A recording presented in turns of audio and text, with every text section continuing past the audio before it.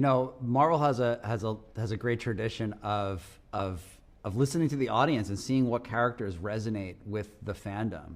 You can go back to the comic books and see characters like Wolverine, who appeared in Incredible Hulk, kind of lighting a fire within the fan base and growing and becoming an X-Man and a huge iconic character in his own right.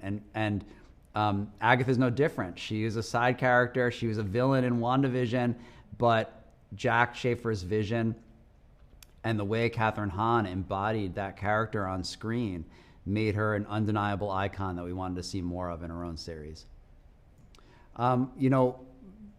Jack Schaeffer is one of the most remarkable filmmakers I've ever had the honor to work with. And when she becomes inspired by something, it inspires us. Her imagination is so vast and so incredible that her opening the door to us and letting us walk down that road with her was a real privilege. And her vision was so incredible for this character that we all became inspired and wanted to make the show. I would describe Agatha All Along as a fun Halloween adventure story for anyone that loves the Halloween season and is a fan of action and brave enough to maybe get a little bit scared at times. But it's also a surprisingly emotional story like you expect from a Jack Schaeffer show. I mean, Kathryn Hahn took this character and really made her into an icon. And Jack surrounded her with other amazing characters and amazing actors to embody those characters in Agatha All Along. So it's so much fun to see Agatha, who really, has her own amoral way to look at the world, being challenged by all these different personality types with their own agendas and their own outlooks and their own codes of ethics that oftentimes, run contrary to her own. It's one of the greatest ensembles we've ever assembled in the MCU. These are the Avengers of witches. And this coven, the thing about the Witch's Road, which you learn over the course of the story, is that you can't just walk down the Witch's Road with any old coven. I mean, these are you have to be a well-trained, well-oiled machine where everybody can predict each other's movements like a SEAL Team 6, going down the Witch's Road. And that's not the case with this coven. They are assembled very quickly. They don't get along. They don't like each other. They don't know each other. They are not prepared at all for the challenges that await them. And that really brings about a lot of incredible drama and comedy along the journey. We used no green screen on this show. This is a show that embraced practical effects, practical magic. And it was really important to Jack to do this because she was trying to conjure an emotion, that we perhaps hadn't felt on screen for 30, 40 years. This realistic, tactile, dark fantasy feeling of the movies of the 70s and 80s and the techniques that they used back then to create larger than life effects. The music is crucial to this series, and it's crucial not just because we were inspired by the Agatha All Along song from WandaVision, and we were so excited that the Lopez's came back to write a new song for us, but also the song itself is key to the journey of the story. It's a spell.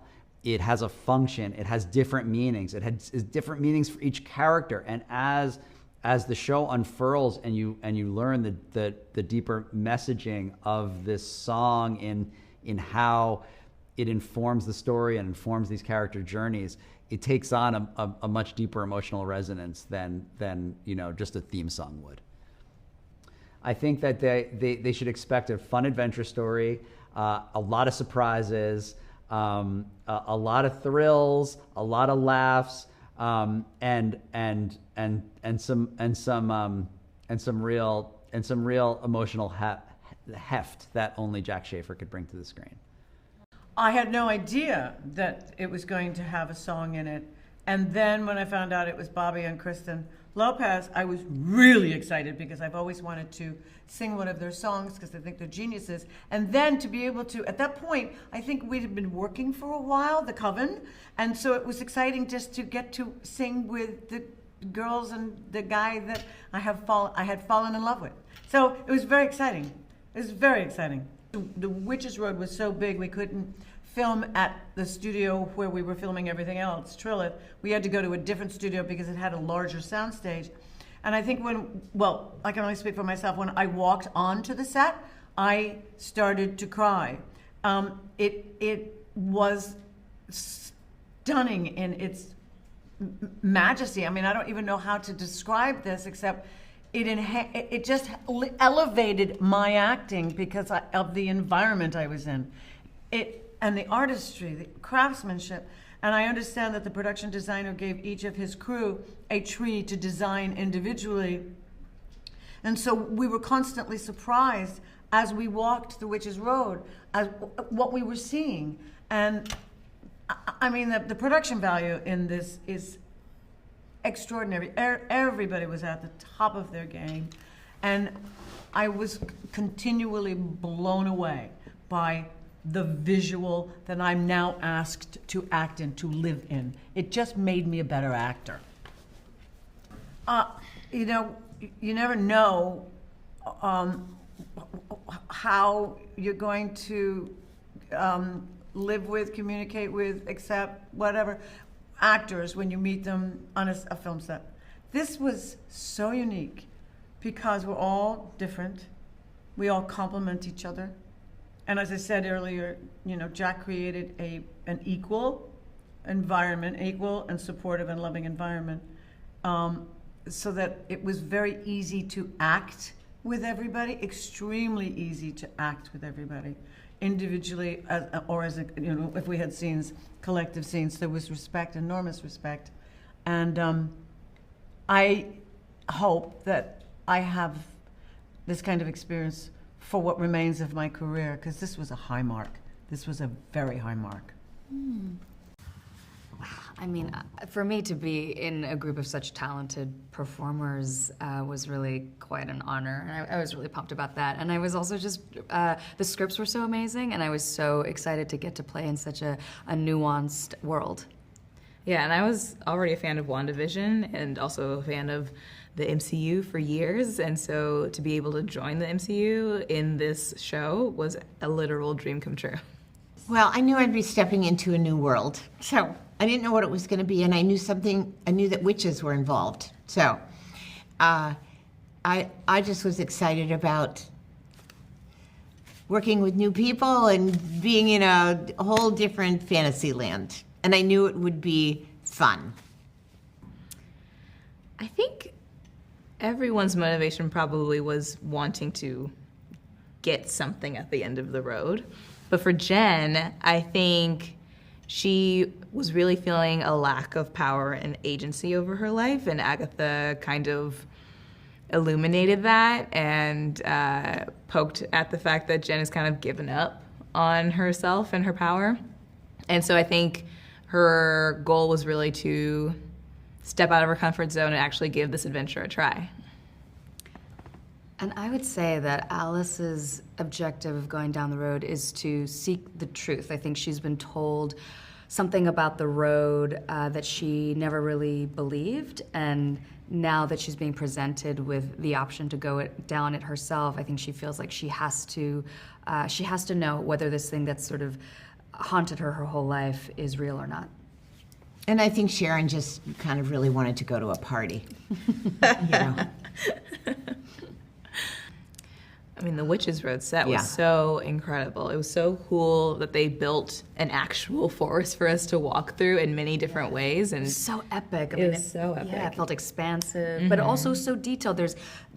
Every leaf is painted, and there's different kinds of mushrooms that with different sizes and patterns. And trees. Yeah. Really, like spooky trees. And I think I was most impressed about how much they were able to change it. Yeah. Like they would move a tree and now we're on a different part of the road, or they would move a rock and they would make it feel so big, even though we could see the end of it. Like in the room, you knew how big it was, but on screen, you just have no idea. Yeah.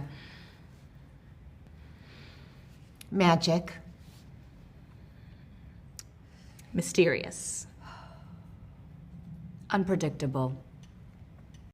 I think the most exciting part of being able to do Agatha Along was the opportunity to work with Kathryn Hahn again, both because I love her personally, but because her sense of Agatha is so enormous. There's so much there in her mind, body, spirit, you know, and you know, it is my job to come up with the story, but it was fueled by my understanding of what she's capable of, what interests her, and what, you know, what I knew that audiences would enjoy seeing her do on screen. We did an enormous amount of research on witches. Like, that was really a lot of the early days in the room. It's a little bit of like vamping as you're trying to figure out the story. I am not one for research myself personally. I don't actually like that. So the way I sort of organized it was I have this fabulous team of writers, and I gave them assignments. So they would come in and do presentations on potions, on you know, herbology, on divination, and some of them, you know, the reason that I hired them, they already had passionate connections to various forms of witchcraft. So, you know, there was that, and then we spoke to a witch, which was, you know, really impactful. And then, you know, we were sort of devouring witchy content. We had crystals in the room. We lit candles and got in trouble. On the very first day of the room, we cast a spell. We were actually remote, and so I had my lovely assistant deliver spell kits to each of the writers' home, and we lit candles together and did a spell that was called the Road Opener spell. I think that, you know, there is so much there with Agatha Harkness. You know, that's really the challenge of making any series is, do you have enough? I come from the feature space, and so like with a feature, you have, I mean, depending on who you're making the feature for, you're making an 1.5-hour movie or a 3-hour movie, depending. But like, you know, it is more finite, obviously. And with TV, you need so much more. There is so much more surface area.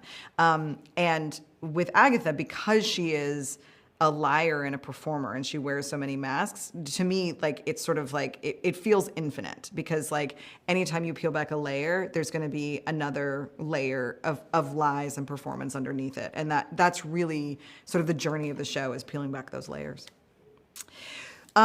So the Witch's Road, it's hard to remember the exact moments, the moment where that kind of clicked. We had the idea that you know, I really wanted to put Agatha in a situation where she was forced to assemble a coven. Like, that seemed really like a terrific opportunity for both comedy and drama, because it's just all conflict all the time. And also it had very sort of heisty vibes, and I that seemed right for her because she's a con artist. The fact that they were traveling the road, again, I mean, I think we needed what I like to call the container of like what is the thing of the show, and you know, the Witch's Road comic is terrific and much beloved, and so it was really kind of our jumping off point. It was the idea of like, well, we could take the notion of the Witch's Road and we could, you know, really make it our own. So the tone of the series, the way that I describe it is 2 words, and it is Kathryn Hahn. Like, that is the best way I can articulate what this show does. I mean, I think, you know, WandaVision had a real trick of a tone in that it, you know, was a comedy, it was a sitcom, it was broad, but it was very heartfelt, moments of big drama, moments of big tragedy, and I very much wanted to carry that particular tone on into Agatha All Along, but we have this added piece of of horror and sort of like, I don't know, like teeth that we didn't have in WandaVision. And there's a darkness, and that is all, it all sort of stems from Agatha, the character herself. And because Kathryn is able to do all of these levels, like, she's really the way to conceive of what this show is.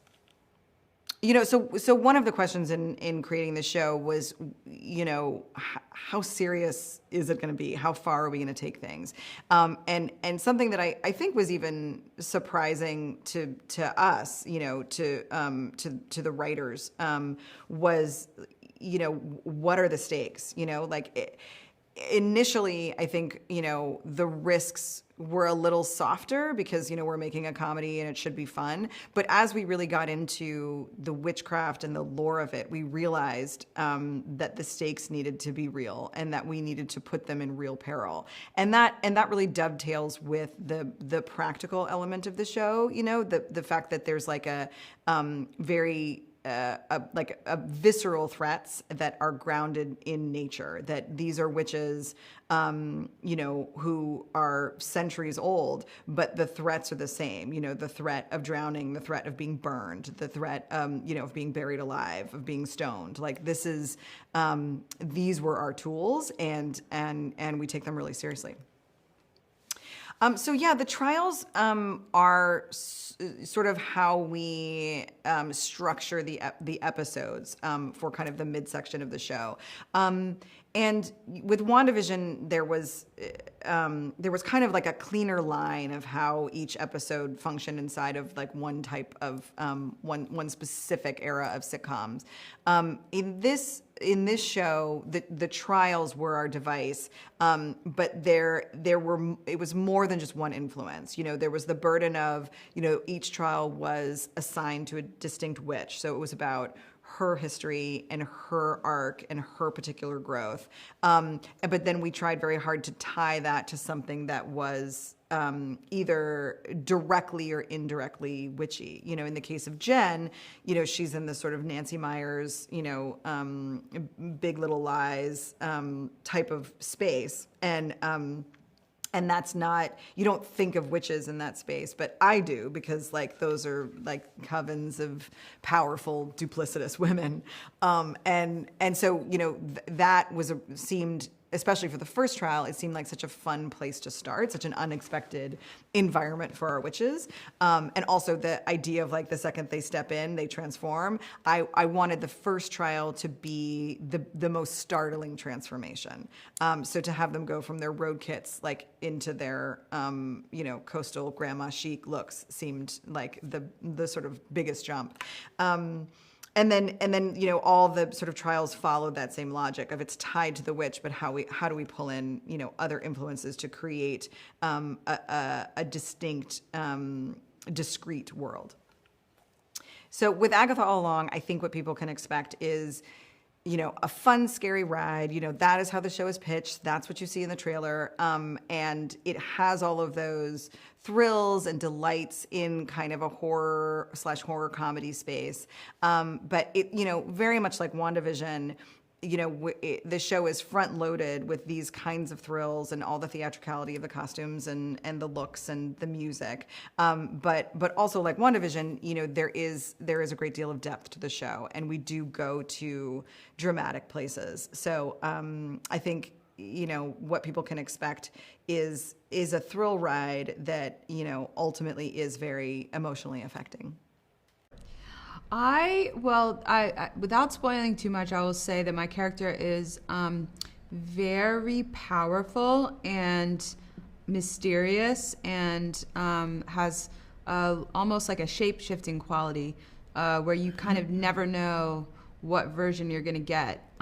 So I was really excited about the challenge of that, and getting to kind of play a character that's playing by your own rules.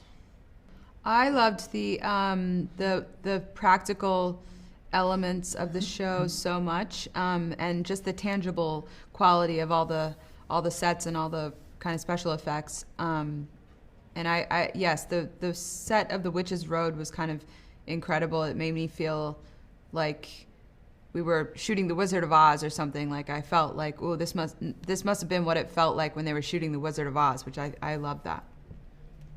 I felt the same way. Everybody in the cast had such a genuine, just generosity and kind and good souls. Like I feel it's rare to have, you know, such a big ensemble and have everyone, you know, kind of show up egoless and ready to play and laugh. And so it was, yeah, it's sometimes that happens, and it's just, you have to appreciate it when it happens because it's really rare, like Patti said.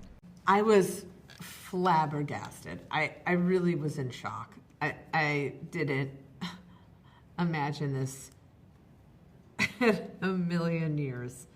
So it took a long time for it to sink in. And then after talking with Jack and realizing kind of what she wanted to explore with Agatha this time around and go a little bit deeper, I was so excited as an actor, as an Agatha lover.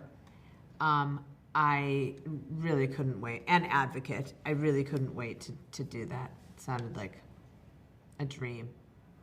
It's been so much fun to join the MCU. I've always loved Marvel and Marvel films and projects.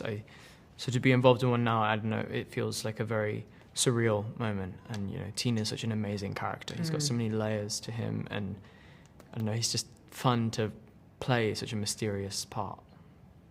She's definitely a witch through and through. Like I would say, everyone's a witch through and through in this show. But I see that as a positive. And that sometimes for a long time, she's relied on her cruelty and her defensiveness and her just like being above it all, and like, and her saying she doesn't need anybody, and because she just doesn't look at her past at all, like she just can't do it. She just wants power and more of it and more of it and more of it. Nothing is ever going to satisfy her, and so I'd say for her redeemable quality is that she definitely has urges of surges of like a, I want to say maternal or like, you know, there's other urges that come in that are unexpected for someone that you would think would be so locked off. Protection energy towards this group of women, towards this teen, like definitely has like, comes out when she least expects it. I love Teen's complicatedness, his darkness, and layering that in with his like fun energy and his upbeat, you know, teenageness. You know, it's such a striking the balance between them was really fun. I mean, a practical set is kind of what I grew up with working on. You know, usually like in a tiny film, you just walk into literally just someone's house and then you're shooting in there.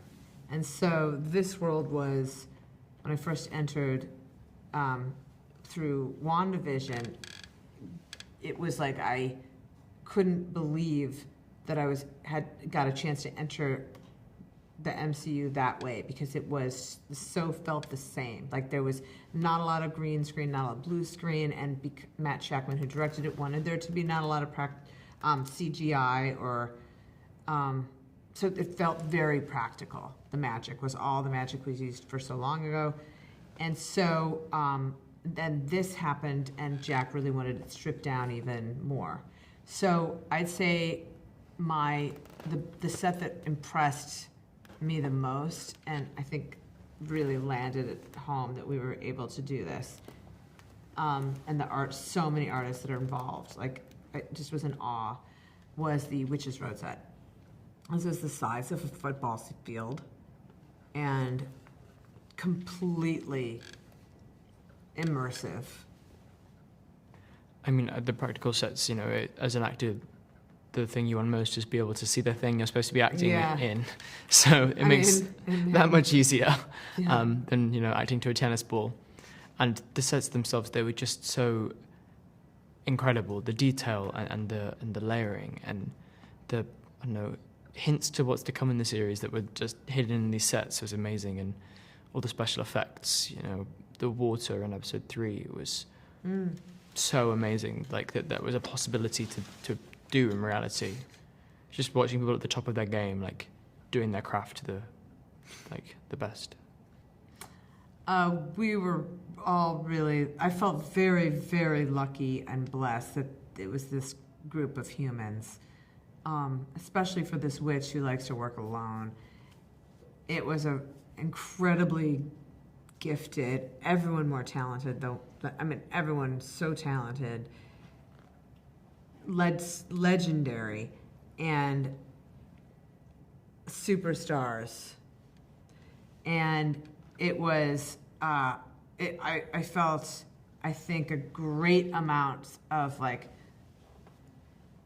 just kept pinching myself because I felt so grateful to be surrounded by such talent, because I knew it was going to just raise the quality of the thing as a whole. Oh, I feel like the relationships that we've made together, we've formed a coven, we've formed a bond between us all that is, I think, will last for a very, very, very long time. Me too. It's like a family. I feel very, very lucky to be a part of it. A ladder. It's like there is constant, the trials are always there. You have to get past one rung to get to the next. Possibility of falling, breaking something at every step. And when you get to the top, you can't even if you can't even see, you lose track of what it is you're going for. And then once you get there, is it what you wanted after all of that work? Like a labyrinth. For Yes. similar reasons. But I like Labyrinth better because it's more twisty. Yeah, it's twisty and dangerous, but fun.